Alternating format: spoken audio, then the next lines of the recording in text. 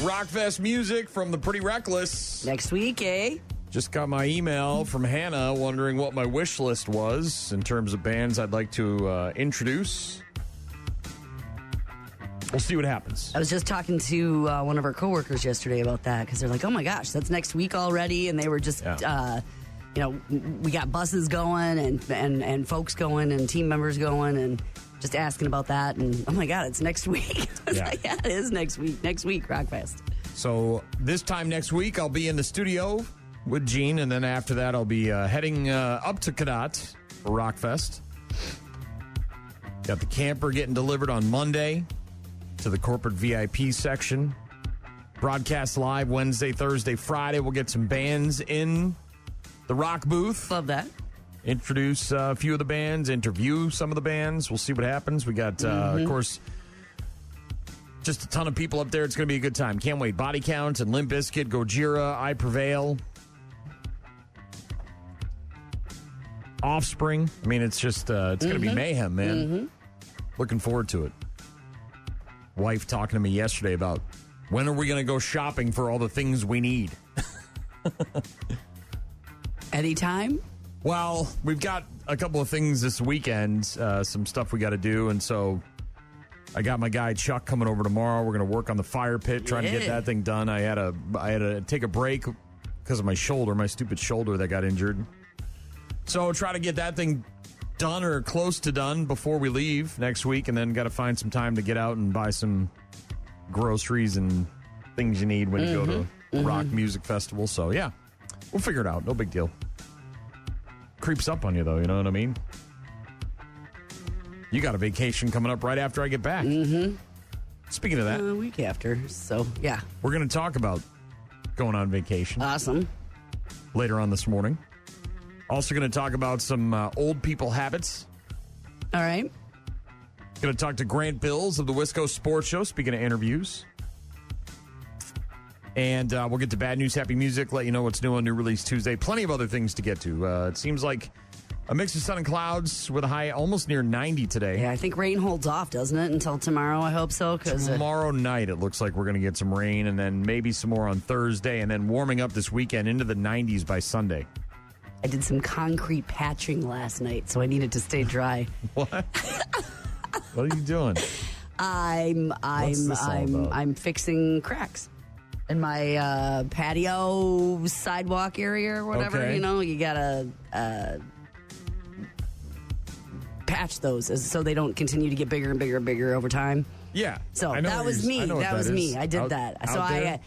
wire brush. Did you watch a YouTube video, or is this something you were born with? Some sort of knowledge? No, it wasn't. I did some internet researching because I noticed that they've been getting bigger over time, obviously. And you didn't want to pay a professional to come over and do it? So I got a wire brush and I cleaned them all out, and I had power washed it just maybe a month ago or so. So it was relatively clean, and so then I did a wire brush and shop vac, and then I got this Loctite cement self-leveling poly something fill, and so I did that last night, but it can't rain now. Yeah, well, yesterday. Man, my wife and you are like the opposite ends of the absolute opposite ends of the spectrum. If I ever came home and my wife was filling cracks in our cement, I think I would die. I think I would literally have a heart attack. And that's not to say that I don't love her. That is not who she is. At the root of her personality, of her character, that is not who my wife is at all. I would just literally die from the shock. There's a giant crack in the ice. She said crack. Crack. Just one big giant crack. Just a big giant crack. Well, I got better as I went on, obviously, as with any task, and I hope I did it right. But it needs to dry before it can rain. Well, I didn't do that yesterday, but I did wash the Harley and got the bird poop off of it, so that's good. Nice job. Text from Doc says that Mrs. Doc has the bloodies, which is good. I was wondering about that. Hopefully all of the accoutrement, including the radioactive shrimp, will be there. Thank you, Doc. We'll get to a whole bunch of stuff this morning, including some info about going on vacation, Grant Bilse of the Wisco Sports Show, and more. Rock Mornings with Brian and Gene on your rock station. Holy crap. Did you see the roof collapse at that BJ's in New Jersey? God damn. Unbelievable. This thing went down. Heavy rain pounding a lot of different places, not just here in the Midwest, but in New Jersey. Heavy rain pounding earlier this week, yesterday, in fact, causing the roof of a BJ's to partially collapse, and it was all caught on video. Ocean Township Police, the Monmouth Court Sheriff's deputies and first responders. So this is like a grocery store? Well, BJ's is like a Sam's Club, right? Are you not familiar with BJ's? No. It's exactly like a Sam's Club, right? It's a big, giant wholesale club, right? And they got everything from diapers to coffins. They got everything in there. They got all the stuff. This is about 11:15 yesterday morning. 27 people in the store when the ceiling fell. Boy, it really did Two fall, individuals were partially entrapped, but were able to free themselves and safely exit the structure. You can see in the video the one guy right there. I mean, it looks kind of like an old guy with a hat on, and he's kind of coming around where it looks like the baked goods are. He's trying, he's kind of dragging his cart behind him, and all of a sudden, boom! And he just kind of goes running, and all the tables and stuff are getting shoved towards him. I mean, it's just unbelievable. The destruction that was caused by this roof. 27 people again in the store. The incident, another reminder of how quickly severe weather can create dangerous and unpredictable conditions, said the sheriff there. We commend all the first responders who worked with urgency under challenging circumstances. Despite the ongoing flooding and severe weather affecting our communities, all worked seamlessly together to ensure everyone was safely accounted for. Their dedication and teamwork exemplify the very best. It's amazing that nobody got hurt. Injuries. It's amazing. None. That's amazing when you see it. That's amazing. I don't think the BJ's there is going to be open anytime soon. No, it looks closed. Looks like they're going to be closed for a little while they fix that roof. Speaking of things that collapsed during severe weather in Wisconsin, the Sharon Fire and Rescue Department on July 3rd, this past Friday, at about 12:30 in the afternoon, crews sent to an incident, 5 people injured when an 80-foot tall silo collapsed on them. Oh, yes. I heard 3 about this. motorcyclists and 2 motorists pulled off the highway to take cover behind a barn from the storm. So they're out there driving, and the storm comes through and hits quickly. They pull off the road to try and escape the storm and find some safety and some shelter. And that's when the silo collapsed on top of them. 5 people sent to medical centers, several of them having serious injuries. In addition to that incident, crews were also sent to other ones in the county for building collapses, water rescues, and disaster responses. And you can see the truck there behind it, the car, the motorcycle, all a complete loss. I mean, those bikes and those cars are absolutely crushed by this silo. Yes. Unbelievable. They say 40 homes were affected in that area.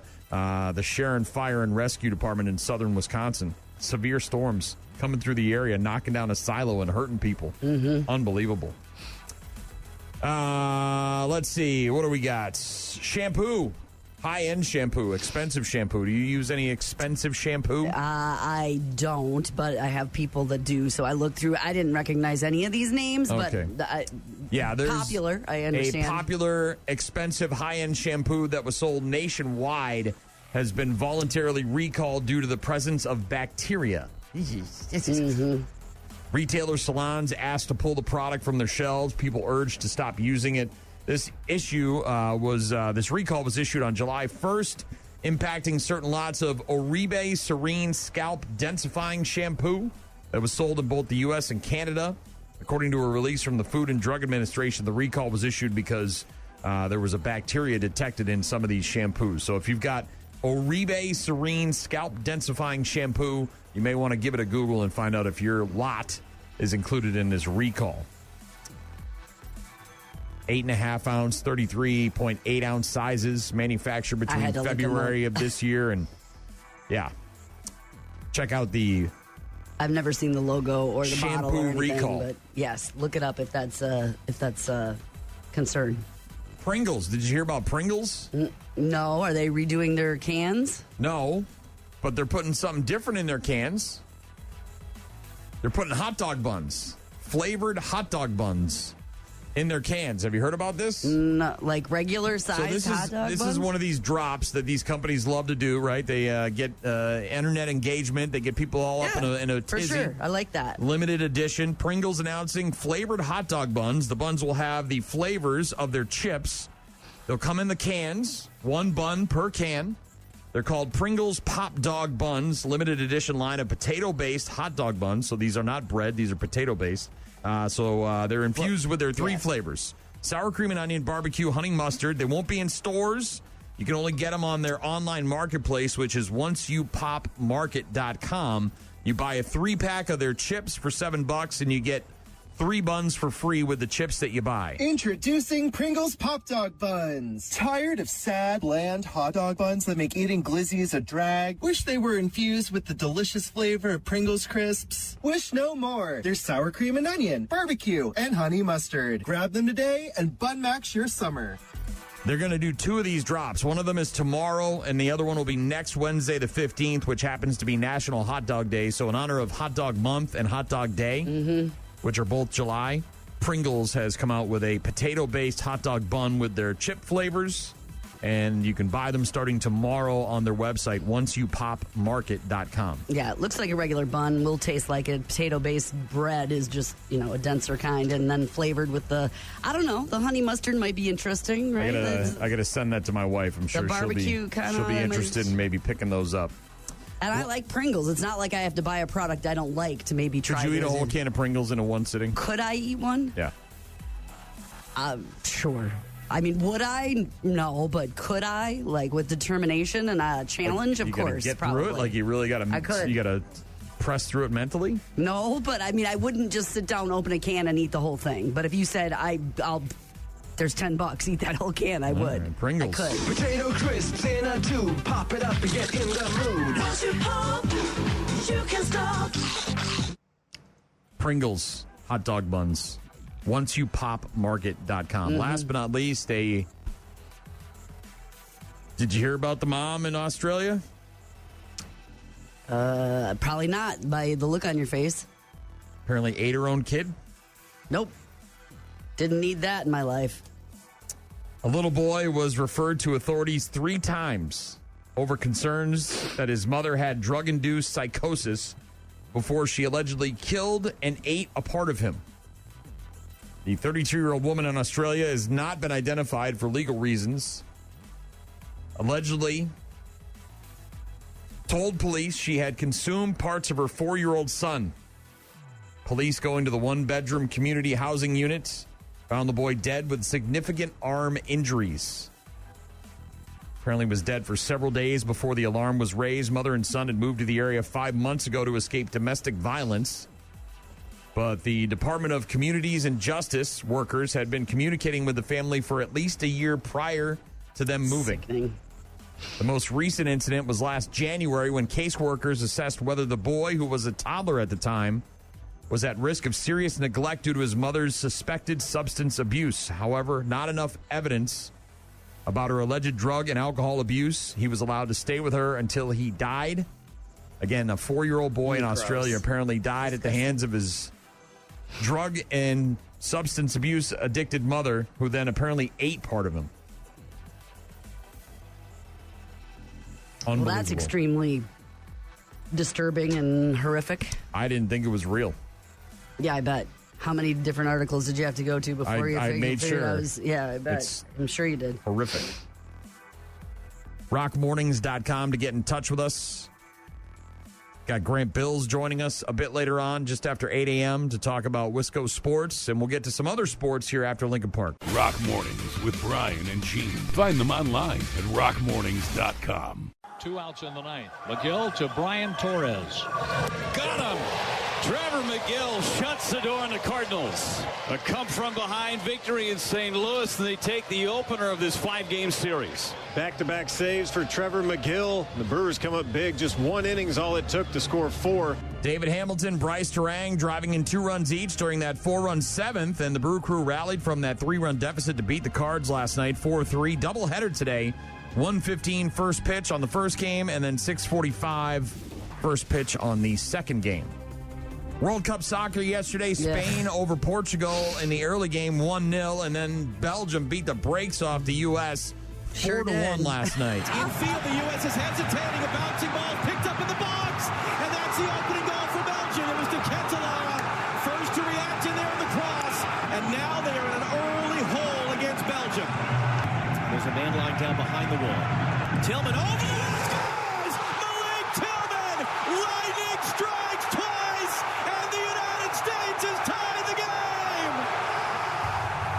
Trossard to the byline, gets across, into Ketelaer's rising up, and Belgium retake the lead. Moments later, his second goal. Well, don't concede another. Lukaku on the loose ball scores. Romelu Lukaku. Now they will ride momentum down to Los Angeles Friday afternoon for a showdown with Spain in the World Cup quarterfinal. Yeah, it didn't matter about that red card in the long run because the U.S. sucks at soccer. We've always sucked. We're always going to suck. And I love the USA, but man, do we suck at soccer. Actually, whenever the games actually matter, we can't do anything right. We stink. That goaltender should be shot to Mars. Get him out of here. More that brought the nation together on this whole thing because we did do better than people thought. And I don't know. We've done this the last 5 times, man. We get to this round and we just can't do anything. We stink. I don't know. God, I thought this soccer. Why is it so hard to get good soccer players in this incredible. country? I thought it was quite incredible how well we did. Pretty amazing journey. And by the way, 4th time in the last 5 World Cups the Americans exited at this stage. Yes. The only exception was in 2018 when they didn't even qualify. That's how bad we stink. Stupid soccer. Dumb waste of time. No, come on, no. God, I can't stand it. Drive me nuts. A disappointment on how it ended, but I thought it showed moments of joy during the whole thing, and we, brought us together. Like I said, boys and girls watching that and saying USA, USA, and it's fine when you win. When you get bounced 4-1 and you barely show, and your stupid goaltender messes up huge. Not that was the only reason they lost. No, but come on, man. It was not. I mean, the president called in a favor. I mean, it was set up for us to win. The president made it so it was in our favor. We went out there and got our butts reamed by Belgium. What are we doing? God, terrible. Neymar, by the way, breaking down in tears on the field at MetLife Stadium after playing the final international match of his career. The Brazilian soccer star came on as a second-half substitute in Brazil's 2-1 round of 16 loss to Norway on Sunday. Afterwards, he announced his retirement from international soccer. He's obviously one of the most well-known soccer players in the world. He said, I tried. It started here at MetLife Stadium, and I finished it here. It is now over. Yeah. I'm done watching soccer, I can tell you that much. I have no horse in the fight. I don't care. Bucks formally moving into a new era yesterday when their trade of Giannis Antetokounmpo to the Miami Heat became official. The deal ending Giannis's 13-year run with the Bucks agreed to in principle back on June 22nd, which we obviously knew about, but the teams had to wait to consummate the transaction when the new league year began at 11 a.m. yesterday. Giannis is no longer going to be number 34. He's taken number 7, even though they already put number 34 jerseys up for sale on the Miami Heat website. They're going to have to change that. Not sure if you ordered one already, if you're going to get it. And Giannis, of course, issuing a goodbye statement to the city of Milwaukee yesterday. I want you to hear it from my mouth. The city of Milwaukee will always be in my heart. This is my home, and this is a place that I had my kids. My mom is here, my father is here, my brothers played here. They made me the man that I am today. That will never, ever change. No matter where I am, Milwaukee will always be my city, my team, my family.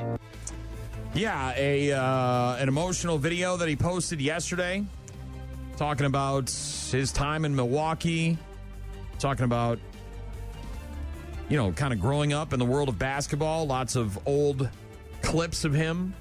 Obviously. Yeah, that was the big takeaway for me. The video of him where he was the first, I'm hoping to play in the NBA, and then he gets drafted by is like, oh my God, he's just a kid. Could he drive a car? I don't even know. He looks like a baby. But baby.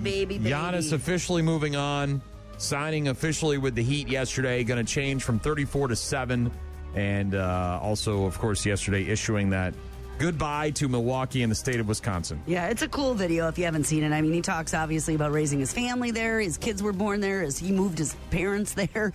The city of Milwaukee is full of blue-collar workers who, work hard like he did and dedicate themselves and spend their hard-earned money on the product that is the Milwaukee Bucks, and he's appreciative of it and the way they embraced them. Correct me if I'm wrong. I'm almost positive I'm right. This was only a few years ago, but Didn't he go through like a drive-through at a Culver's with the NBA championship the next morning? Yeah, he got like after whatever it was, won? 50 burgers or whatever. Something was like that? Yes. Yeah, and he, and like, can you imagine you're just working? I thought it was a Culver's. I may be wrong, but you're working at a restaurant, a fast food joint, and all of a sudden here comes Giannis, just won the NBA championship the night before, and shows up. Yeah, with I think he didn't. He that was when he scored 54 points. So he did. I think he had like 54 burgers, okay. And then he also did like a donation, I think, to like a nonprofit for diapers, and yeah, it was a big deal. I remember too. There was a signing. He had an in-store signing. I think it was at a grocery store. This was earlier in his career.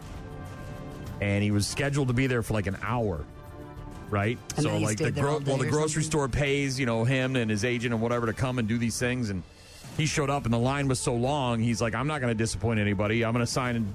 And he stayed there for hours. And he was signing pots and pans. People were just buying things off the rack in the grocery store to get it autographed by Giannis. So Carson texted in, said it was a Chick-fil-A and it was 50 nuggets. I think he did 54. He might have done several of them. Yeah, Again.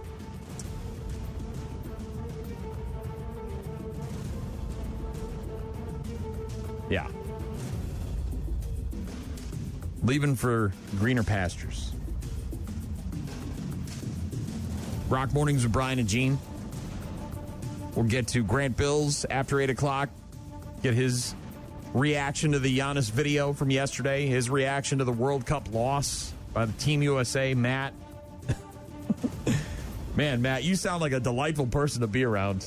Matt texted in, so you're saying ultra-corrupt leader and government tried to rig it so the USA would win and it failed epically, just like everything else they touched. Surprise.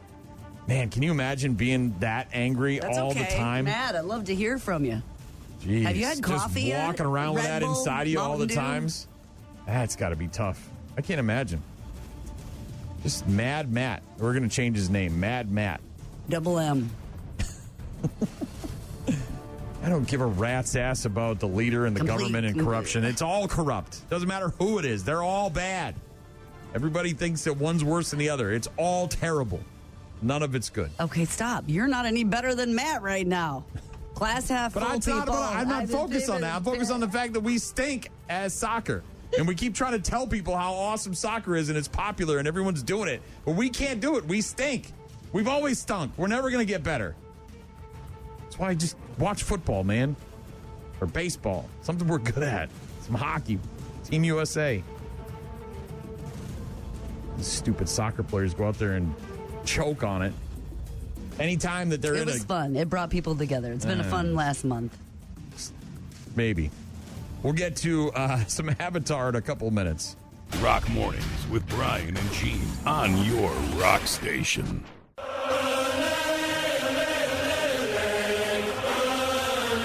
Well, the World Cup will continue even without the U.S. a part of it.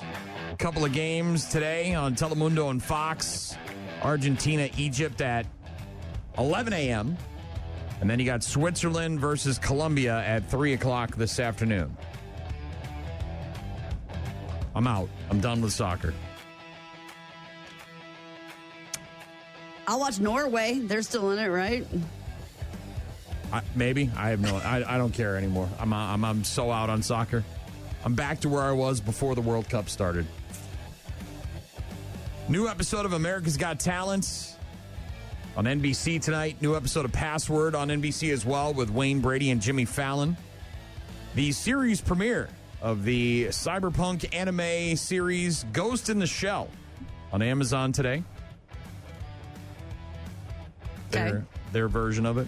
Also a new stand-up special from Jeff Arcuri called Nice to Meet You. What do you call that position, by the way, dude? Cowgirl, yes. Isn't that fun?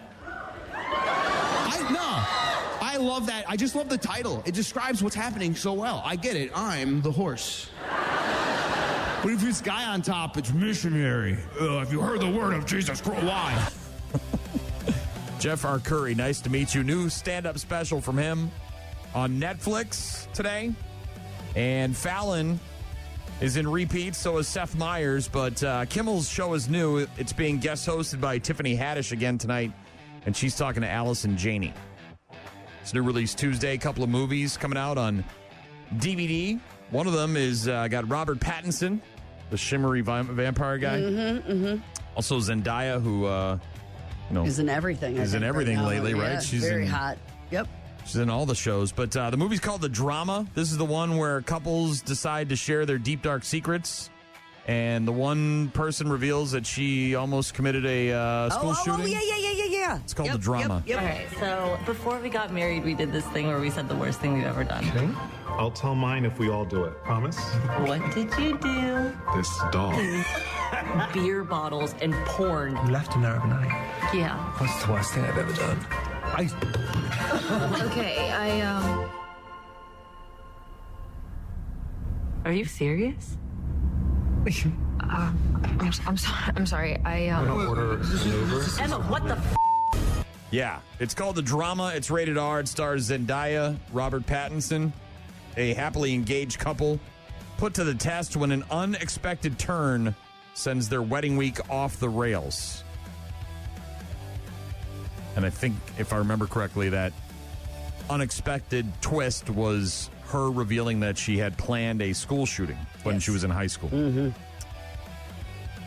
Also on DVD today for new release Tuesday, a movie called Fuse.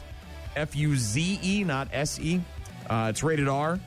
Aaron Taylor Johnson, Sam Worthington star in this one. An unexplained World War II bomb is discovered on a busy construction site in the center of London, and then chaos ensues as the military and police begin a mass evacuation against a ticking clock. We've got an old bomb in central London.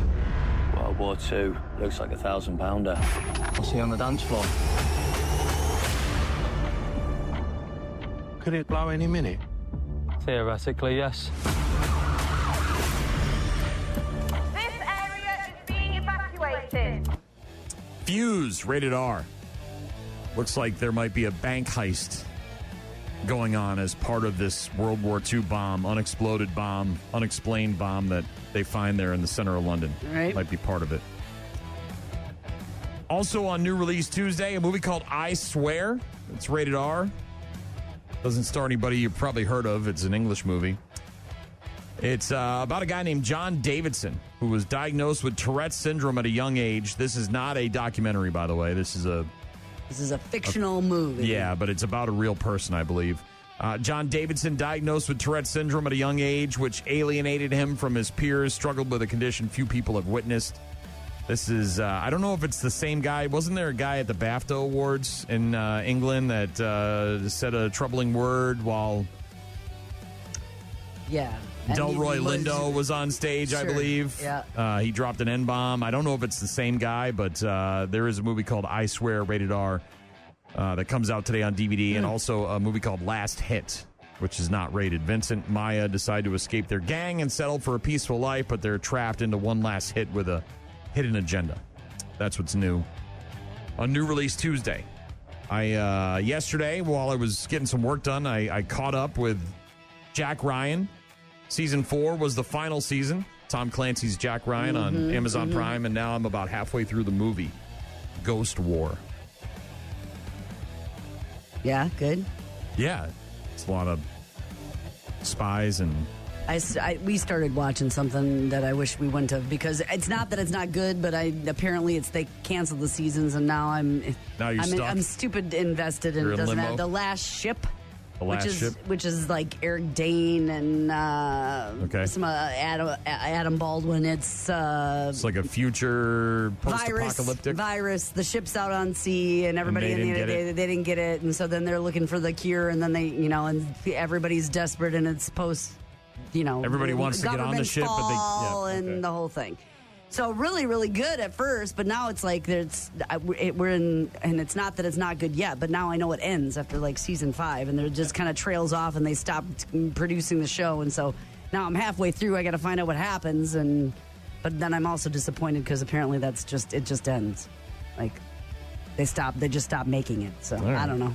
Sorry, watching that. Interesting study. Popular villains in cartoon shows and movies that speak in foreign accented English young children watching pick up on the language biases. Is this old school cartoons? Or is It's any.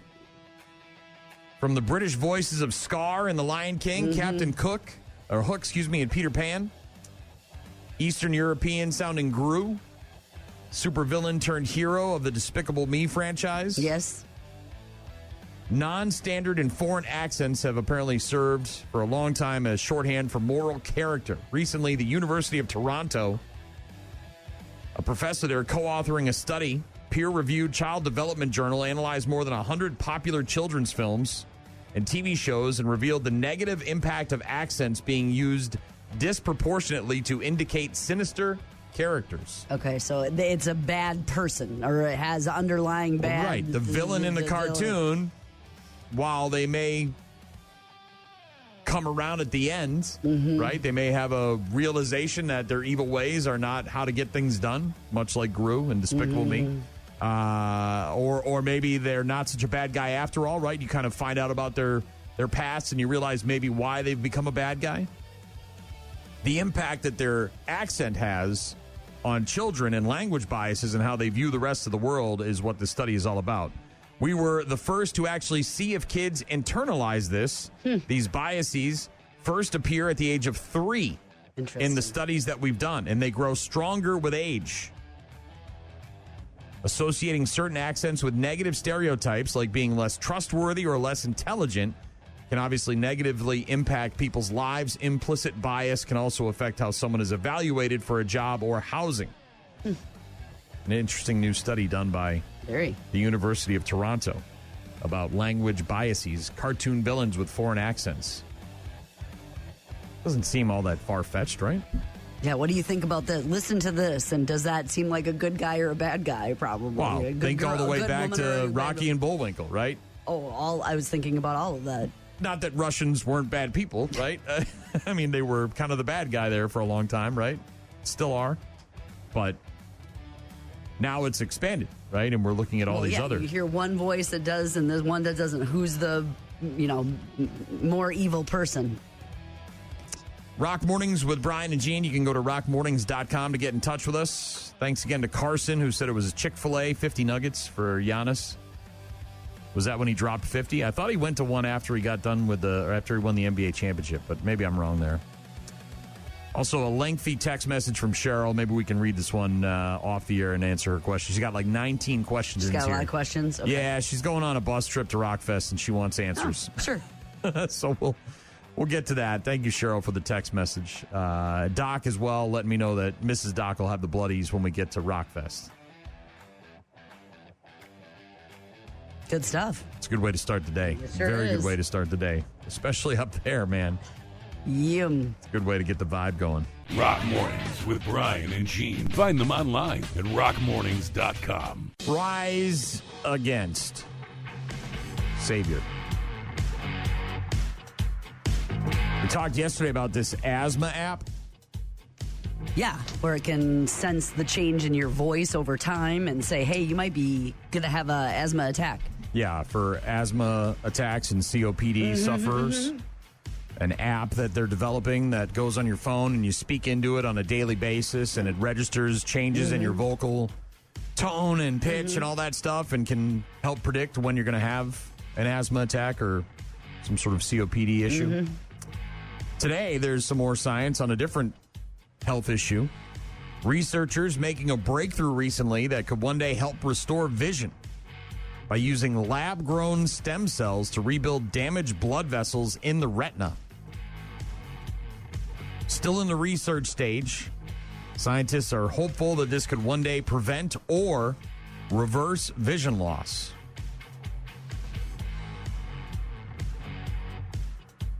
Well, that's exciting. I'm intrigued.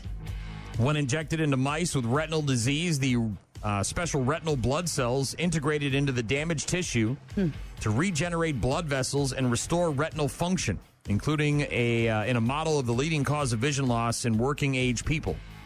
This was conducted by a biomedical engineer team at Duke University, also in North Carolina, and saw the use of induced pluripotent stem cells to grow specialized blood vessel cells critical to retinal health for the first time. Somebody who won lab grown almost. I mean, and then Shinya Yamanaka, who won the Nobel Prize in 2012, discovering the now termed Yamanaka factors that could induce a normal adult cell back into the stem cell, could be remade into any cell in the body, which gave it the pluripotent stem cell name. Interesting stuff. I don't know much about all this. It's very sciencey, but researchers working on a new stem cell, lab-created, lab-grown stem cell to rebuild damaged blood vessels in your retina to help restore or prevent vision loss. Well, I mean, if you had eyesight and then you lost it, you went blind, or maybe you've been blind your entire life. Right. I'm sure you would take the chance at that. I'm sure it's still a few years away from maybe some human trials, but working on it. Science, man. It's like $6 billion man. 11-year-old boy from Kentucky jumping into a pool, spotting an unconscious man at the bottom of the pool. This is in an apartment complex. The kid's name is Avery Woolery. Like a grown-up? And when he saw the guy at the bottom of the pool, he just dove right in and pulled him to the surface. Other people there were able to help give CPR and call 911. The guy was taken to the hospital in serious condition. Avery giving this man a chance at survival, however. Someone's got to do something. No one was doing anything, so I put on my goggles. I went underwater. I grabbed him up. I just felt really bad because there was no way that I was going to let another man die today. He's a human being. He should be treated as such. I'm proud of him. Somebody, when I was walking up here, said, thank you taught him how to swim. Yeah, so I don't know how many people were at the pool or why nobody else jumped in. Maybe they didn't see the guy. They weren't paying attention, but Avery noticed it. Threw his goggles on, went down there, was able to pull the man out of the water. The man's friend apparently immediately began performing CPR while somebody else called 911. Avery's dad there, Sean Woolery, obviously not any prouder. Couldn't be any prouder of his son. Yeah, probably an apartment complex where, there may or may not be a large crowd. Not like a pool, a swimming pool, public pool, where there's tons and tons of people. Maybe some people are using the restroom or they're getting something to eat out of their, and they're just not noticing. But you got to get those goggles first. It's very important to see what's going on the bottom. Got his goggles, went down and pulled up a grown adult. Wow, an 11-year-old kid. I know, that's what I'm saying. Pulling a grown man up to the surface, yes. Not easy. Yeah. Yesterday, we also talked about the snow rooms, ultra-rich people installing snow rooms. Now there might be something for people who are not ultra-rich. I did see recently that they've got, Sony, actually, I think it's Sony, the company, is working on something. I think it's called Nero. Don't quote me on that. But they've got some kind of thing that attaches to your T-shirt on the back. And it's got these like two arms that go down in your shirt, and it's like a portable air conditioning unit for inside your clothing. Mm-hmm. You seen these? No, I mean I've seen all the different kinds of fans, and you can pre-order them on their website. They're like $260, $290, somewhere around there. But there is a new line of air conditioned clothing, which basically looks like you're wearing trash bags that have been blown up. Yeah, this is a lot less like that. The Rion, I think. Rion, is that what it's called? Okay, so yeah, I was looking at the Rion this morning. We've got a parade coming up where it's going to be 90 degrees, and I thought, oh man, if I can get one of those things and stick it on the back of my shirt, that might help. So this unfortunately, is they're not out for sale yet. You're just pre-ordering them. Yes. So Rions. This is more like a bubble boy, and you're kind of exactly. So think of like the dinosaur costumes, right? The inflatable but in a fashion sense, right? So a fashion designer has teamed up with Adidas, and they're at the Paris Fashion Week, and they've got some kind of air conditioned suit that you can wear, but it looks like you're stuffing your body into a blown up trash bag. It's the most goofiest thing ever.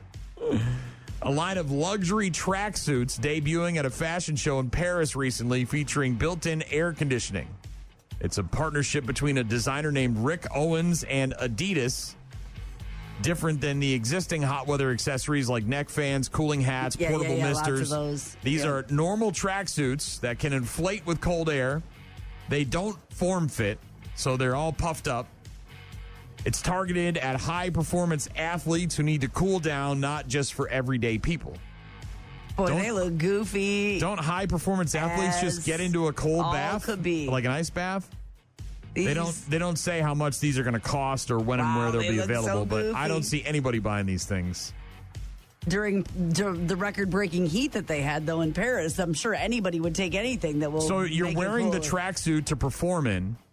No, I think it's afterwards. So then after, it's supposed to cool you down. So you get into it, all this work to get into it, just to cool down when you could just go take a cold shower. These people look silly. I have to say they look silly. But at the same time, if you're walking around and you're in a country that doesn't have a lot of air conditioning and you can be your own air conditioning unit, I'll take the goofy. It is kind of a swing and a miss there for Paris, though. You got this like deadly heat that's killing people. You got people fighting over air conditioning units at grocery stores. And then these people are walking around in inflatable suits. Hand them out to people. Yeah, I'm not putting one of those on. I'll work on the snow room. See if I can build that on my own. Wait for the Rion. It's Rion, right? I think R-E-O-N. Rion. Okay. Okay, so you cool your back and your shoulders and maybe your neck, but what about the rest of your body? Well, it's worn around your neck and concealed under your clothing, and then it uses a plate basically on the back of your neck to have some temperature reduction. It's whisper quiet so people don't hear you coming, I guess. Well, if you're in a parade with a bunch of Oompa Loompa music going on, no one can hear it anyways. You can have your own fan unit. It's all right. It's all good. Rockmornings.com to get in touch with us. Brent texting in. Said it is definitely not USA men's or women's hockey. Soccer for the U.S. has a long way to go. Yeah. Yeah, the men and women, obviously, at the Olympics, both winning gold. That's great, and we're always competitive in those, and, we always do really well. But soccer, we can't get over that hump, man. We stink at soccer. It's no-go for us here in the U.S. Eliminated last night, 4-1. Yeah. Final score? A drubbing of the U.S. men's team. Rock Mornings with Brian and Gene. Start your day with Rock Mornings. Rockfest isn't really a vacation for me. I mean, I'm not here, but I am working while I'm there, and I'm also partying and enjoying live music. So it's a combo, maybe a hybrid. If you will. Hybrid. It's a full-on vacation. It's not a full-on work, but it's not technically a vacation. Agreed. I will be going on vacation in December. Wife and I are taking a 2-week trip. We're going down to Disney World in Florida. Going to go visit the Magic Kingdom with some friends of ours, and then hit up a bunch of spots on the way back. Try to visit some friends that we know that live down there in the Florida area. You're going to Boston and Cape Cod in a couple of weeks. Yes. End of July. It checks all the boxes for our family. There's the history. It's a big thing with American history and just learning about the government. And there's plenty of it there. So that's a big thing that checks boxes. Lots of it. I think you're, honestly, I'm sorry to interrupt. You're going to love the Freedom Walk. Yeah, I've heard nothing but good things about it, actually. Are you doing one of the guided tours from the people in the costumes? Yes. Okay. Yes. It's a little hokey. Full-blown It's a little touristy. hokey. It is touristy and it's a little hokey, but it's cool. It's okay. Because they do it tongue-in-cheek, right? It's not like when you go to the Smithsonian Village, you know, when you go to one of those places and they're like, they try to be in character and all that stuff. These people are... They understand the role that they're playing. And they're also trying to give you the information and the knowledge, but also in a fun and easily interpretable way. Sure, you're on vacation, so you're supposed to have a good time. Yeah, so it combines history, it combines some food scenes that we dig, it combines some nature with the national seashore. So yeah, we're excited about that and looking forward to that trip at the end of the month. So what it was, these are trips or what? Yeah, here we go. So you're leaving in a couple of weeks. Yes. I want you to put yourself in the mindset that you're one day from leaving. You're 24 hours from Okay, it's happening tomorrow, okay? 24 hours away. What are the things that you know you must do 24 hours before you leave for vacation? And this has to do with the actual vacation, not the things I have to take care of at my house? Just in general, just whatever. It's not, you always need specifics. Would you just answer the freaking Well, question. I have animals, so I got to make sure that the plans for the animals are like sealed up and done, right? So I might be talking to who's ever or making sure that the daycare double checking on who's doing what and making sure everybody's getting fed and taken care of and bringing in the mail and double checking on animals, mail, all the things that need to happen while you're gone. Stuff, Right. yeah, Okay. lawn, that kind of stuff. Okay, plants, lawn. Double checking on all that stuff. Gotcha. Okay. At that point, I'm making sure that all the suitcases we've got. I'm probably doing last minute laundry, probably finishing up the laundry, making sure that everybody's getting all the things that have to get packed and ready to go. Get the assembling suitcases locked all of the medication, trip whatever. stuff needed. Yes, assembling it all. Yes. I'm double checking reservations. Making sure that the flight, the hotel accommodate, I'm the car rental, all the things are. I got all the emails, I got all the confirmations of reservations. I'm double checking all of that stuff, making sure that we're good to go. What about like writing down important information for someone that's coming over? Yeah, that would be the person. Numbers, hotels. Yes, the flight numbers. I usually leave part something. Of the double checking? Yeah, that's leaving the instructions for who's ever part of that situation and making sure that somebody else has all that information. 24 hours before you leave. And you're double checking a lot of stuff, maybe some last minute laundry, assembling the suitcases. Yep. Is there a sort of everyone sit down and we have a plan in terms of an emergency? Is there some sort of discussion about that? No. Maybe we get home alone in the airport. I mean, you're all functioning adults, yes. I assume. Yes, but that doesn't mean things can't happen. Yeah, well, this scenario was a little bit different when I was taking care of all the things for all of us, right? When the kids were littler and I had to make sure that their suitcases were packed. Right. I would start much earlier, but now I have people that can Mom, where's all my underwear? It's in your suitcase for the trip we're taking in a month. Presumably they can take care of a lot of that stuff themselves, so we're all good. But Travel experts giving you 8 things you should do the day before your vacation starts, 24 hours before. I'm sure you're going to do this in some way, shape, or form. Clean up.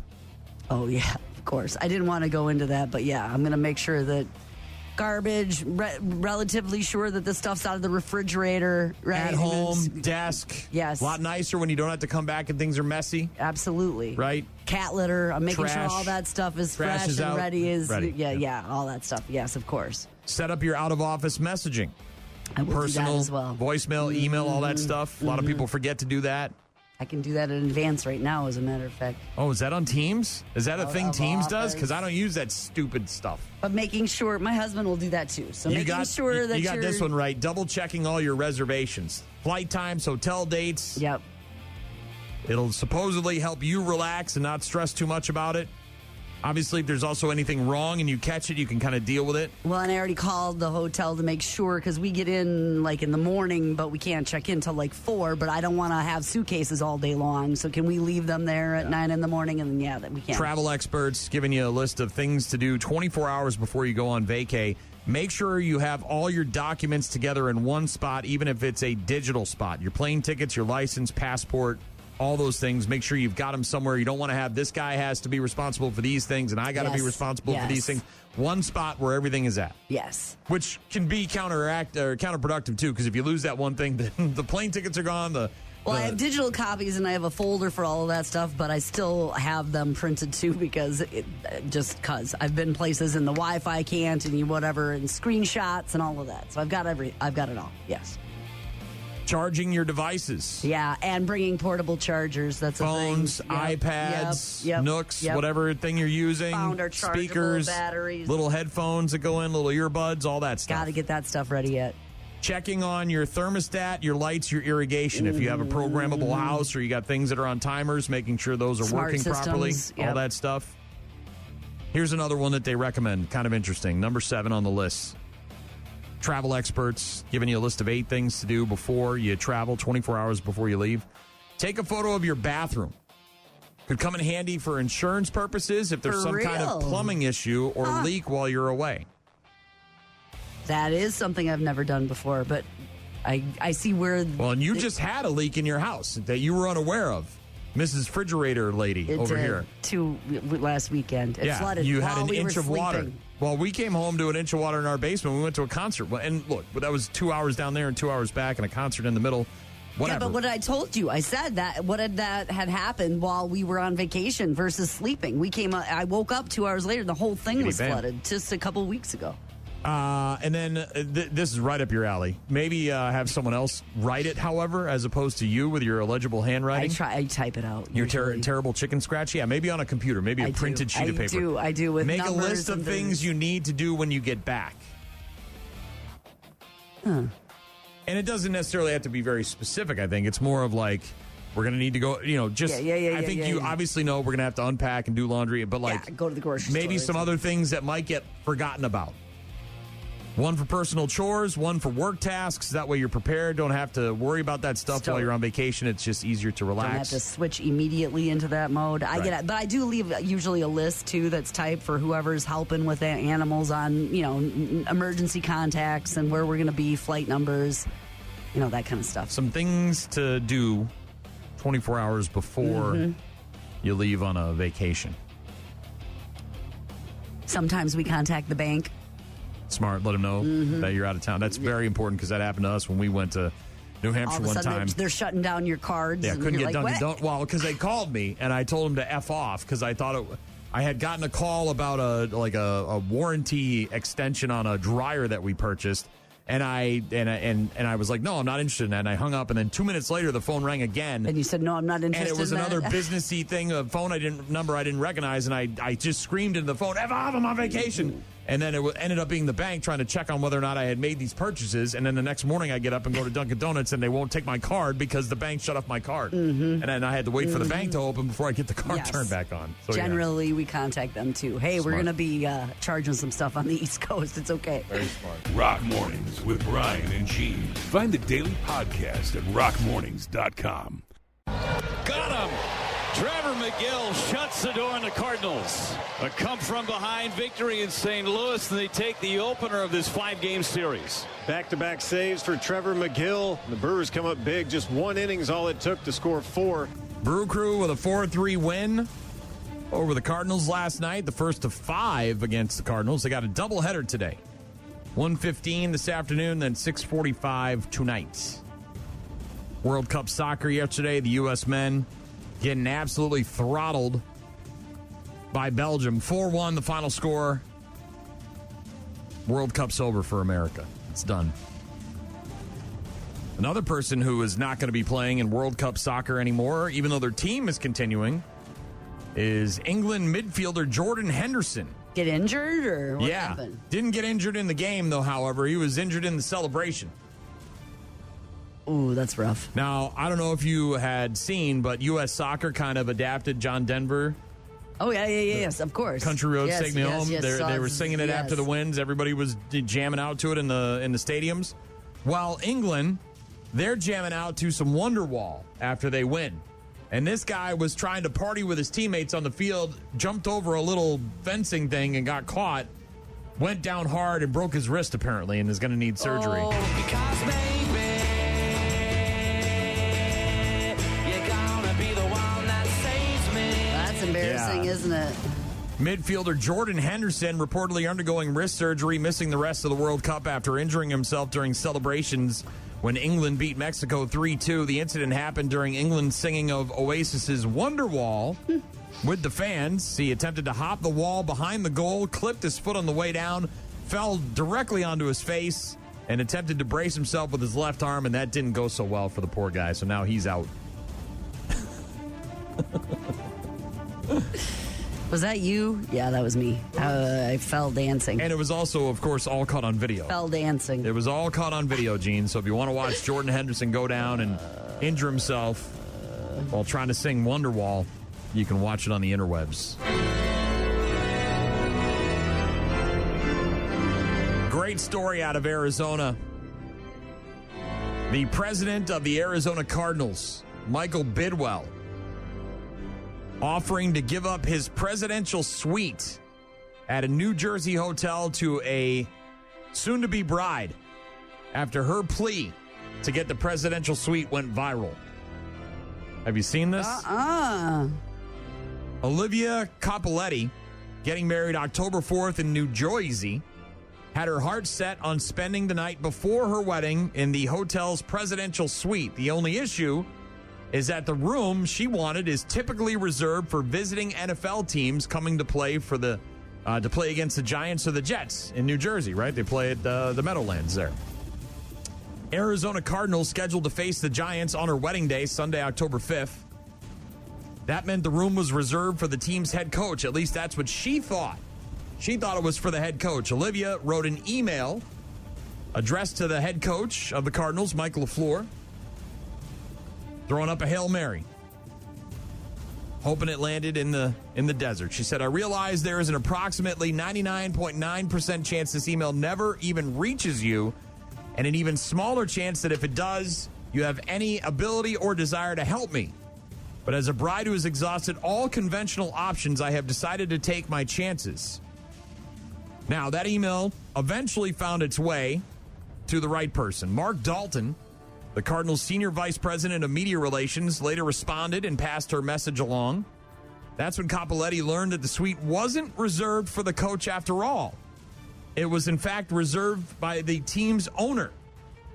Another level up. We're at the top of the ladder, Gene. A rich guy who owns an NFL franchise who really doesn't have to do anything nice for anybody because he's rich. But this dude saw an opportunity to get some shine, and he coughed up the presidential suite. Hi, Olivia. I'm Michael Bidwell from the Arizona Cardinals. Your email, which I absolutely loved, made its way to me. I looked into it. The situation's a little complicated. The suite you requested wasn't reserved for the coach of the Cardinals, but rather the owner of the Cardinals. The good news is that's me, and I'm happy to give it up to you and your bridesmaids to use during your wedding weekend. Congrats and enjoy your special day. Now, Olivia, to her credit, shared the full story on TikTok, including Bidwell's video response. Yeah, I see that. 2.5 million views in one day, went super viral. Congratulations to her. Best of luck on the nuptials. Wanted the presidential suite, got the presidential suite. For free. A swing and a hit. For free. Drove that one right into the outfield. Very nice for Olivia. Wow. I'd be pissed though if I was the groom. I'd be like, you live in the lap of luxury over here in the presidential suite, and I'm staying at the Motel 6 down the road. Tom Bodette, leave a light on for you? What the hell, man? That's right. I want to be in the president. Can we get it for the night of the wedding? Can we get it that night? You going to hang out with all your girls? Yep. Sounds like it. They're going to use the suite to hang out and get ready. And some baloney. Yeah. Was heard by the right person. Went up the chain. Pretty cool. Rock Mornings with Brian and Gene. We'll get to Grant Bilse of the Wisco Sports Show in about a half hour. Rock Mornings with Brian and Gene. Weekdays, 6 to 9. Oh, man, take a look at my life. I'm a lot like you. A lot like you. Yeah. We've all done this. I know it was years ago for both you and I, but when we were younger, we would kind of mock and make fun of old people and their habits, only to find out later in life that, hey, man, those aren't so bad. Like? How about eating early? What time did you have dinner when you were a kid? Well, you probably ate late because you were a farmer. And Dad doesn't come in until the sun sets, right? So dinner isn't until 6, 7, 8 o'clock. We would eat when he was done with the milking. So it'd be 6:30. Okay. Somewhere around in there. We ate, after Mom got home. Usually 4:30 she'd get home, and then she'd start whipping something up. And so 5:30, 6 o'clock. 5:30. Yeah. I know friends I have, and again, this I think is obviously based on what your work schedule is, but, my wife gets home at 5:30, so we eat right around then. I'm usually in the midst of preparing dinner, so it's almost ready when she gets home. Because I like to go to bed at 7:30 at the latest, because I get up at 1 a.m. But a list floating around of old person habits that millennials used to mock, but now realize they're actually pretty amazing. And eating early dinner is one of them. I don't know, around here, man, you go out at 4, 4:30, 5 o'clock, and it's packed. Have you ever tried going out to dinner at that time? I've got friends that go out at 8, 8:30 to eat dinner. I'm like, you're crazy. That's way too late. I would never do that. That's also a thing. Yeah, going out later to eat. It's a thing. But there's happy hour pricing. You can save money, and sometimes before a certain time, it's, it helps your pocketbook as well as being delicious. Speaking of that, staying home on weekends, right? Mm-hmm. And not every weekend, right? Everybody's got stuff to do. Everybody's got things going on. Old person habits that maybe you used to make fun of or mock. Is this about saving money, too? But now you realize, not going out every weekend, you're saving some money? Well, or it's just more of like a way to, maybe discover different things. I'm making payments on this place. I might as well stay here and enjoy it. Well, I said that to my wife at one point. I'm like, look, man, we spend a lot of mortgage. Like, shouldn't we be here enjoying this house? I know we're here all the time, but that's a lot of sleeping and eating dinner and watching some TV, but maybe sitting on the patio, one of those things. I mean, especially if you work so hard in your backyard and filling cracks like Gene was yesterday. It's true. This is something that my grandmother famously did for me, a lesson that I didn't learn until later in life. So, and this part of the reason is because my grandparents grew up in the Depression, right? Yes. When they were children, yes. It was the Great Depression. Can't waste anything. Yeah. My grandmother with the tea bags. Because my mom would make iced tea. And she would take a whole box of iced tea bags and she'd steep them in the hot water, and then she'd add like it was almost like an Arnold Palmer. Yeah. Mint, and then there'd be a half a can of frozen pink lemonade, right? And then she'd just throw away the tea bags, right? It was just, that's what you do. Joe, your grandmother nuts? Well, my grandmother never knew, right? But my grandmother at her house, when she would make just one cup of tea, she'd take the tea bag and then she would put it on a... Save it. On the sink, like right on the front, where like the soap dish thing is. And, for tomorrow's tea. And I remember asking her, I'm like, why don't you just throw this away? And she's like, oh, because I could make tea again tomorrow and the next day with that. Plenty good. That's it's fine. That's not wasting anything is a thing that... It's a perfectly good hammer.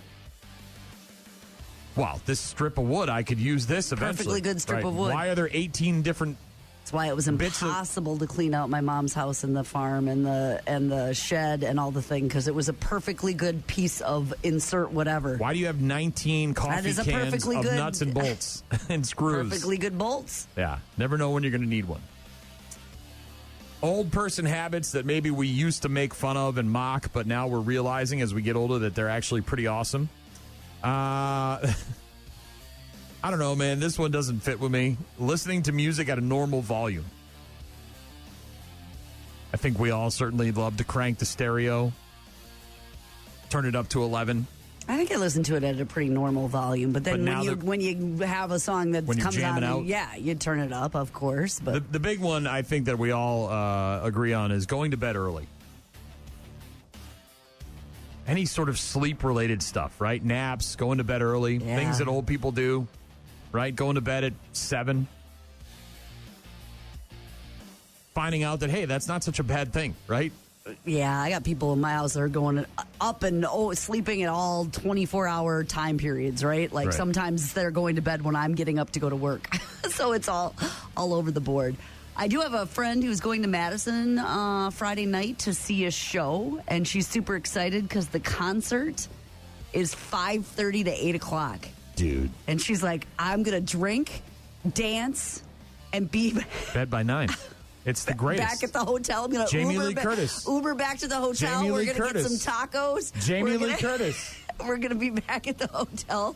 Maybe do a little swimming in the hotel pool, eat some tacos, and I'm going to be in bed by 10 o'clock. Jamie Lee Curtis. I am going to just say this now as a taunt and as a suggestion. You too, do a matinee. Coldplay. Do a matinee. Bruce Springsteen, do a matinee. You're old. Do it at noon or 1 o'clock, 2 o'clock.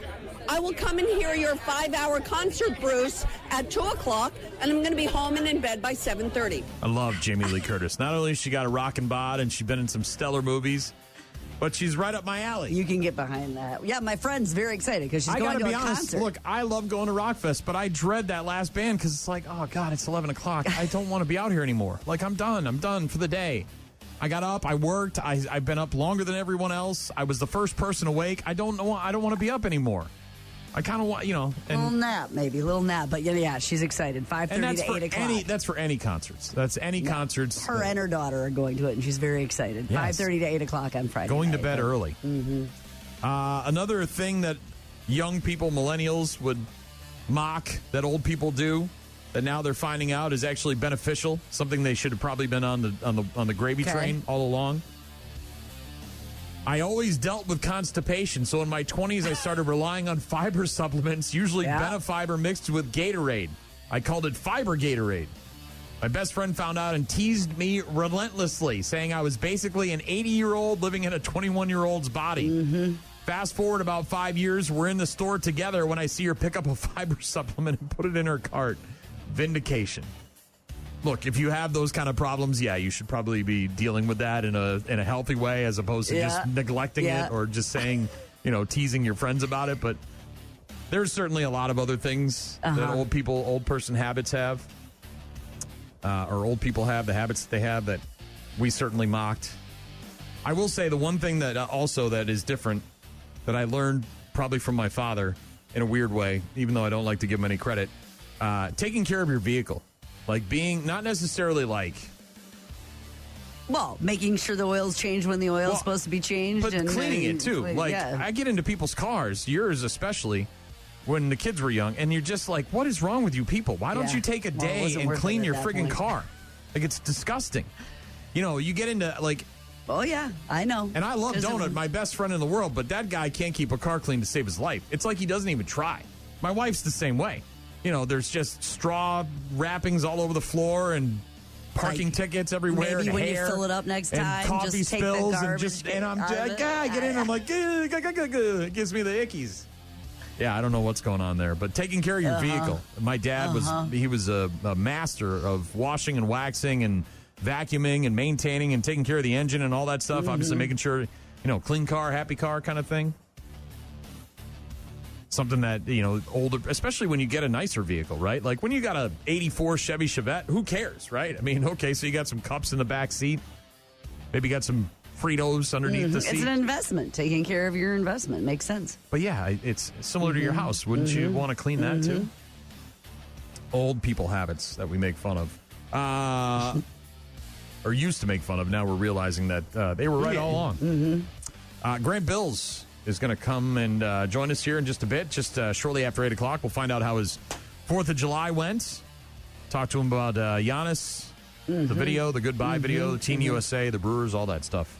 We'll get to that in a bit. Rock Mornings with Brian and Gene. Find them online at rockmornings.com. 8:15 on Tuesday mornings. We are joined by the one and only host of the Wisco Sports Show. That, of course, would be Grant Bilse. You can hear his program weekday afternoons from 4 until 6 on stations all across Wisconsin, including WKTY on La Crosse and Sports Talk 105.1 in Eau Claire. Grant Bilse, how was your 4th of July on the lake with Tiny across the way and the free case of beer? Great beer, great fireworks. Thank you for remembering, by the way. It's nice to know that you remember things that I tell you. It was great. Spent a lot of time with my family. The weather didn't stink. So that's always kind of the fear is you get together for the 4th of July and it rains and thunderstorms all day. It thunderstormed a little bit, kind of at night, but that was it. It was very nice. How about you? It was okay. We were on top of a parking ramp in downtown La Crosse, and it rained for about an hour, and it was a soaking rain. It looked like it was going to pass. Everybody was like, oh, it'll be done in 5 minutes, and then an hour later, we're still standing underneath the canopy waiting for it to end. But eventually it dried out, and we had some drinks, and everybody had a good time, and the fireworks were awesome. What about food? What's the food sitch? What do we have? Was there burgers, dogs, brats? What do we eat? My dad got a bunch of Costco hot dogs, and they're intimidating. He walked out onto the deck with a big platter of those to throw on the grill, and people were like, holy, because they are large. They're long and they're wide. Costco hot dogs, potato salad. It's my sister's birthday every year. We celebrate on the 4th, so we get a cake. Watermelon, the works. What kind of cake are we talking here? It was a Dairy Queen ice cream cake. Of course it was. All right, that's 4th of July. Is that a go-to every year, or are we doing different cakes every time? No, I feel like we don't have a routine there. I know you a little bit different every year. Fish. Did you do any fishing then? I cast it off the dock a little bit. It's such, the 4th of July gets so busy on the lake. I feel like the fish they go into hiding for a couple of days because there's so many boats. Fireworks probably aren't, all the explosions and the stuff falling in the water is probably not great for the fish either. Yeah. Grant, let's get right to the business at hand. The Brewers wrapping up the first half of the season on the road. They're on fire. They just took a series from, the Diamondbacks, and now they're Up 1 in the 5-game series against the Cardinals with a doubleheader today. Everything seems to be going well, except Woody, who's back on the IL. What are we hearing about this injury? Is this going to prevent him from being with the team long term, or is he going to take longer time with the IL, or what's happening with Woodruff? So I don't know. It's the same injury that he suffered earlier this year when he had to shut it down, where his arm just went numb, and he had some sort of a cyst in his shoulder. So it's not pain, it's not damage, it's just numb. He can't feel his arm, so he loses velocity. When he was pulled out of the game Saturday, he was only throwing changeups, and he was only throwing them at like 75 miles an hour.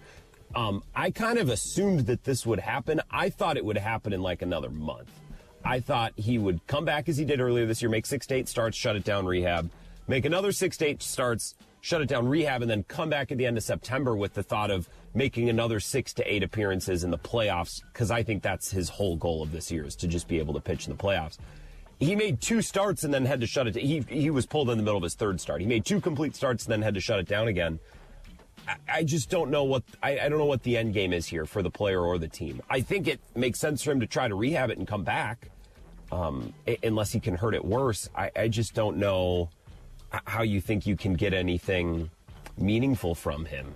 Like, if he comes back and experiences the same thing he just did, you get him for 2 starts. Do you see him move into the bullpen at all? Is there a bullpen move here, maybe, where he's got less on his shoulders in terms of necessity? Maybe an inning or 2 here and there, like a setup guy, or? So maybe if the trainers think that would be better, but my understanding is he needs more recovery time in between appearances, and the bullpen would give him the opposite, because you can't have a guy in the bullpen you only go to every 5 days, right? You need to be able to occasionally pitch 2 times in 3 days, back-to-back days. So I don't know if the bullpen and that workload is any better for his arm. No, I'm not sure, unless the doctors say, well, if you pitch less but more, maybe, but that's not the way I understand this. The next thing on the agenda is the Giannis goodbye. Now, of course, the trade was announced on the 22nd. We knew about it, but it was official yesterday when the new league year started. And then the goodbye video. Did you watch it, and what's your reaction to it if you did see it?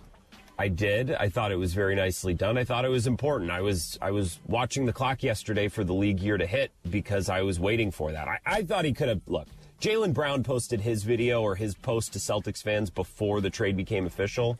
It's a little silly to me. The Bucks introduced the draft pick that they made in the Giannis trade. They had a press conference, but we're not allowed to talk about the Giannis trade. Giannis isn't allowed to say goodbye. The Bucks aren't allowed to say goodbye. It's all a little silly to me, but I guess I understand.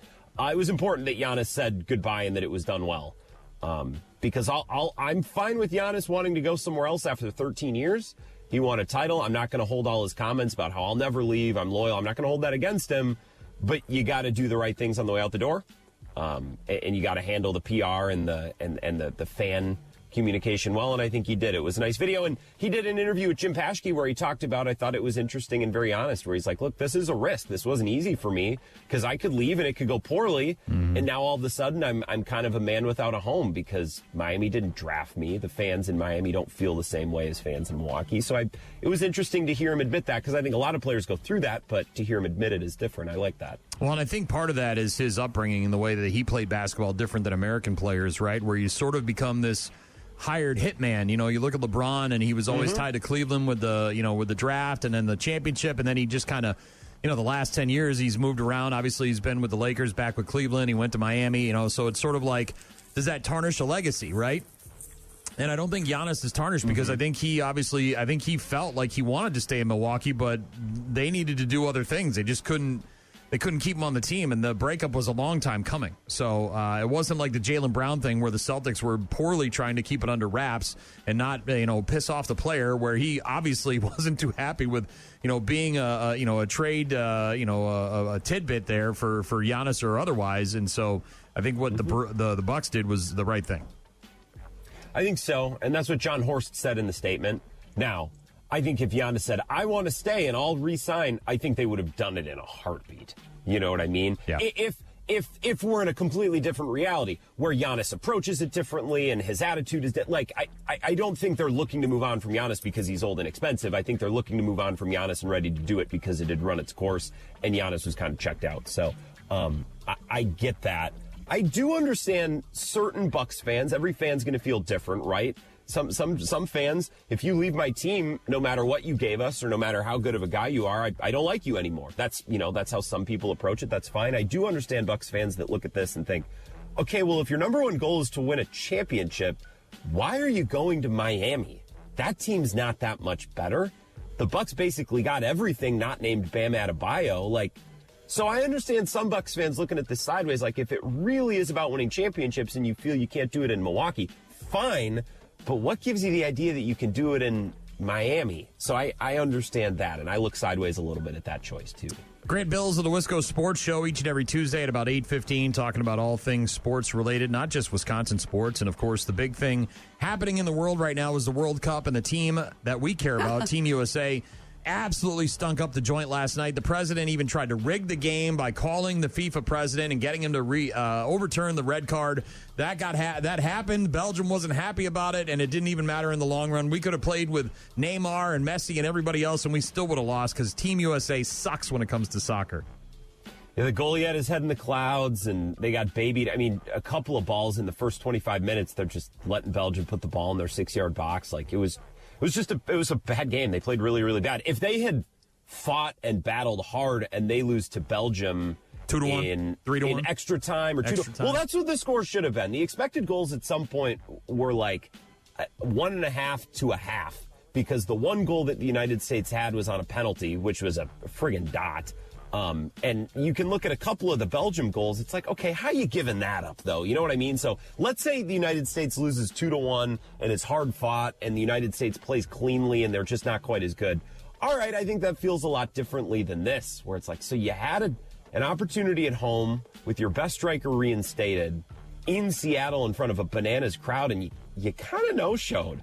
They kind of no-showed. They kind of sleptwalk into this game. And Pulisic again leaves with an injury. He's just, lollygagging around out there. He missed the Gold Cup because he wanted to be healthy for the World Cup. He missed one game and I think left 2 others with an injury. So it's it was a really bad taste left in your mouth. Even though I think the final result is about what folks expected. I think they were picked to finish, 16th, 17th. That's about where they finished. It's just how it looked in the final game. And it was a crazy great opportunity with a home game to win a game or two that maybe people didn't expect. And I'm not saying they should have, but they had a great opportunity, and they didn't even come close to taking advantage of it. Grant Bilse, switching things up. Today is National Dive Bar Day. Are you familiar with a dive bar? Do you understand dive bars? He grew up in a small town. We're getting there. Don't worry. Just making sure. I think I understand the gist of it. All right. Well, he didn't know how to polka, right? We got to make sure. We got to ask these things. I think that term has become, by the way, a little flexible, a little fungible. That guy who does the video, Wisco dive bar reviews. I think that guy just goes to just bars, just every bar. Yeah, that's how you get YouTube views, obviously. And I run into him several times, and he's looking to make money, and I'm not going to begrudge anybody doing that. But seems like a good guy. Yeah, I would agree that some of the bars he goes to wouldn't fit my description of a dive bar. But to each their own. I think, when you live somewhere else like I did and you come to a place like Wisconsin where you have towny bars or neighborhood bars, that's very unique for the Midwest, I think. You don't see a lot of that where I'm from. Mm-hmm. So let's go. Zoned in. It's built into how these towns are designed. Yeah. And by the way, the Wisco Dive Bar review, I think he just loves coming to get drunk in La Crosse based on the videos I've seen. Some of the bars, they're not. That's not even close to a dive bar, man. I just think you love coming to town. It's just a bar. It's a bar. Yeah. So it's a bar in a town. Let's get the Grant Bilse rundown of things that must be in a dive bar. Things that, oh man. And you don't have to list everything, but let's get the gist of it here. Darker colored wooden bar, ideally. Lots of stools. That's why when I'm looking to go to a bar with friends, I like to sit. I like to sit and chat. So I don't need a big dance floor space. Lots of all of the tap beers. So I don't need the fancy, dated, kind of dark, dated atmosphere. You want lower lighting, right? I think you want a darker, dingier type of feel to it. Vintage, kind of old decor. Yep. Well worn, if you will. Yes, popcorn machine ideally. Doesn't have to be clean. Doesn't mean I'm eating from it, but I want it to exist. I'll add to that popcorn machine and or peanut bucket. Also good. Jar of pickled eggs behind the bar. Again, I might not be partaking, but I like the option to I be like there. jars of pickled things as opposed to just eggs. I certainly like the eggs. Beef jerky of some sort has to be around, but I've been to several dive bars that have all sorts of pickled items back there. Yeah. I'd say that's the big stuff. Really, no kitchen usually, right? It's peanut. It's like a rack with the clip with the nuts Chips, or the maybe peanut some chips or beer maybe. nuts. Oh, yeah, good call. What about bar games? I mean, you're missing out on bar games. You got to have shake of the day, right? I was going to say shake of the day. Ideally, there's a gun hanging behind the bar that I can buy raffle tickets to win. Yep, tip board. Pull tabs. Pull tabs Pull usually. tabs. Yep, that's kind of an every I don't need bar. a pool table. I don't need a pool table, but that's a nice option if the bar has it. Darts. I do enjoy darts more than pool. Jukebox of some sort. Some sort of jukebox. Yeah, jukebox. Now these days it's always a touch tunes. It's a rare thing to find a jukebox with an actual, selection of CDs in there with numbers and buttons, but that's pretty cool if you can find it. Usually a cast Smoking of patio. characters, regular cast or characters who are just there all the time. You know they are. Sully's always there. And those regulars normally have their stool. Like when I've really been locked in with a bar in the past, I'm not right now, but when I've been a bar regular, you kind of have an idea of where certain people or certain groups are going to sit. You have an idea of kind of the geometry of the bar. Like if you're sitting on this end, that means one thing. If you're over here, that means another. Some sort of smoking patio. Right? Because you can't smoke in bars anymore like when I was little, but some space, designated space outside, maybe a fire escape, maybe a covered space next to the dumpster, something like that. There it is, Grant Bilse with his description of a dive bar on National Dive Bar Day. Seems like he got most of it. I think there's certainly all sorts of other little things and bits and pieces, beer signs, whether it's, one of those kind of things. Old decor like that, well worn.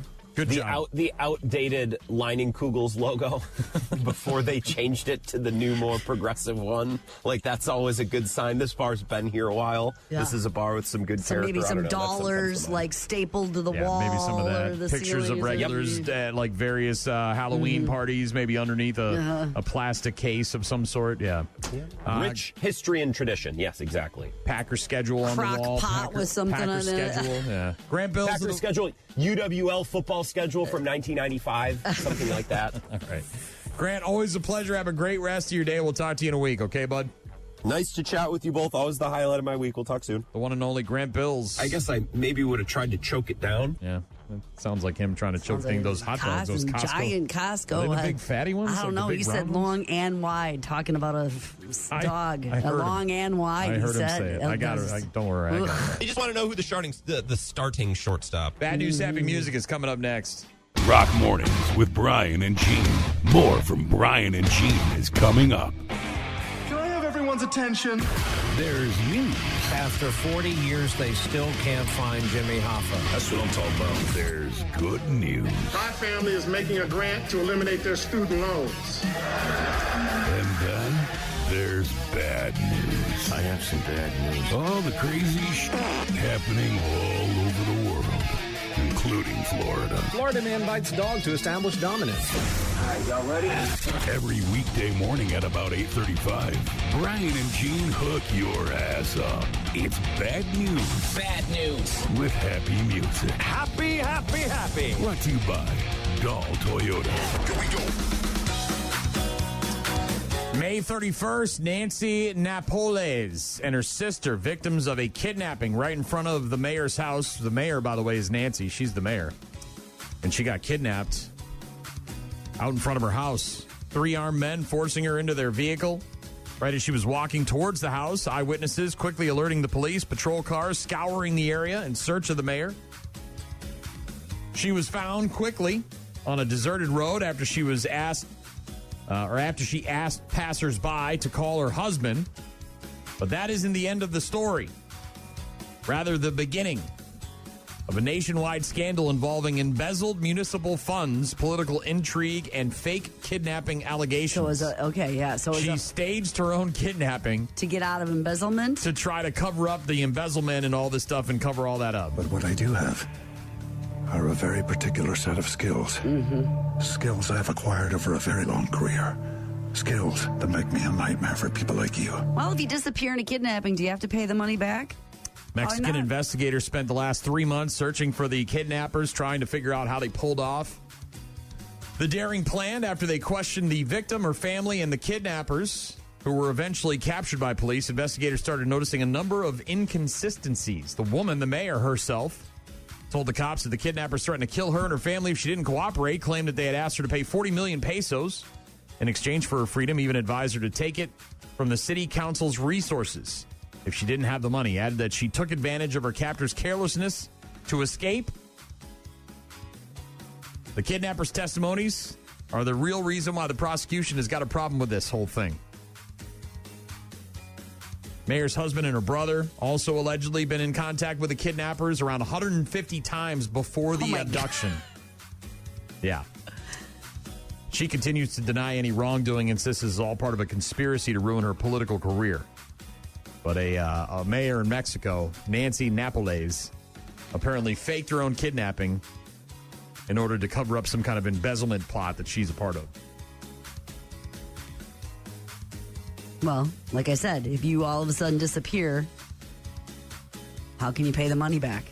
A woman in Maryland facing multiple charges after deputies say that she threatened a Taco Bell employee, several actually Taco Bell employees, out of hot sauce during an argument over her order. Deputies and county sheriff's officers responding to a Taco Bell in Chester, Maryland on June 18th report of a woman displaying a firearm during a verbal altercation with the restaurant staff. When the deputies got there, they detained 2 people, including a woman matching the suspect's description, identified as 30-year-old Ashley Andrews. Restaurant employees say that Andrews became upset about the wait time for her food at the Taco Bell. Yo quiero Taco Bell. And began arguing with the staff members. Losing her patience. She's had it. It's too long. It's taking too long. Deputies say that Andrews told the employees to, quote, meet her outside in the parking lot. Catch me outside. How about that? No, I don't think so. I'm not going out there. Then she lifted her shirt to reveal a handgun and used threatening language towards them. What you guys meet me outside? We're going to take care of this? Yeah, I'm going to get my food one way or the other. Good. Bad. I'm the guy with We're not coming out to the parking lot with you. Officials said surveillance video and cell phone footage recorded by an employee show this woman lifting her shirt to show the handgun, placing her hand on the grip. While arguing with the staff, she was arrested, charged with second-degree assault, handgun on person, disturbing the peace, and disorderly conduct and reckless endangerment. I have a gun in my room. You give me 5 seconds, I'll get it. I'll come back down here. Boom! I'll blow their brains out. Scott, you just don't get it, do you? Taking a gun, getting frustrated.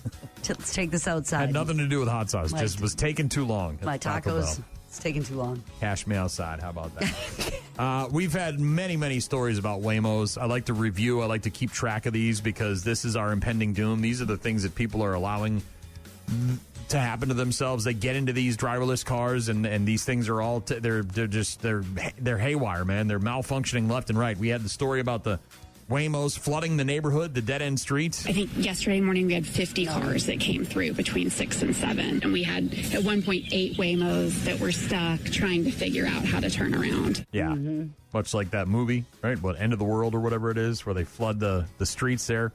We had the Waymos where the people got trapped inside and couldn't get out. We're in a Waymo.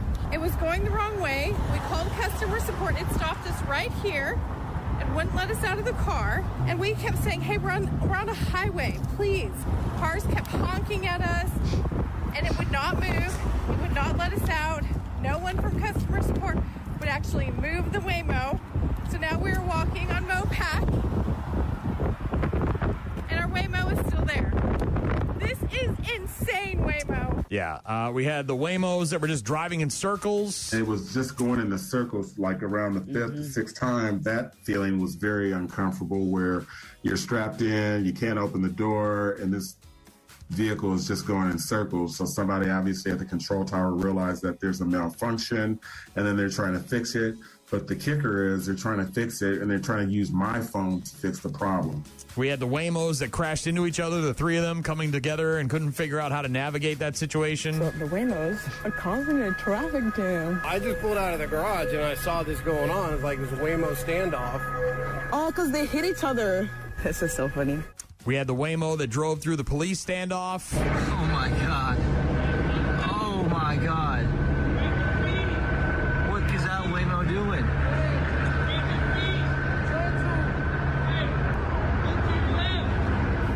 hear the cops in the audio there yelling instructions to the suspect to lie on the ground. Turn around. Also, a very deadly situation, or a nearly deadly situation, where the Waymo stopped on the train tracks. The Waymo's on the track. What an idiot. Here comes the train. Oh, get out, get out, get out. Oh, man. Oh, no, he's in the reverse. Well, we got another situation with the Waymos. This one, kind of comical. It's not... Look, anytime you got fireworks and cars getting together, it's probably not a good thing. Certainly could go bad, but these were not like game-changing fireworks. These are like the fireworks you get at the gas station and you throw on the ground. But the Waymo didn't sense the fireworks and drove straight through them, right in the middle of the road. Are we on fire, babe?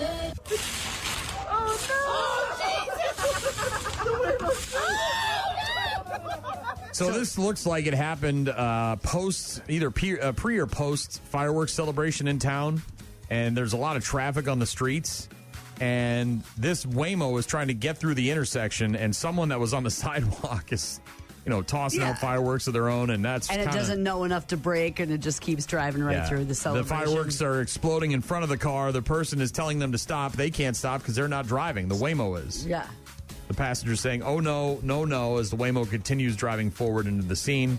Smoke coming from underneath the car. This was in San Francisco, apparently, but no damage reported, no injuries, and it's just a funny video and another example of the Waymo's not paying attention. Well, not knowing this is a situation. I probably wasn't programmed to know that you should stop for that kind of stuff. I'm going to read this verbatim just because it's awesome, and I love it. Are you ready? Last one. Is it a text? Bad news, happy music. No, this is our last bad news with happy music story for today. Oh, so it's a story. This is an actual story. Police in Oban, Scotland, charged a man with assault. Are you ready? I'm ready.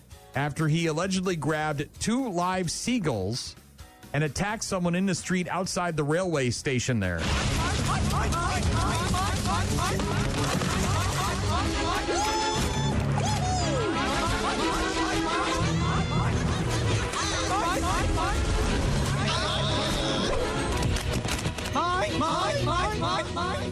So the seagulls are the weapons? Yes.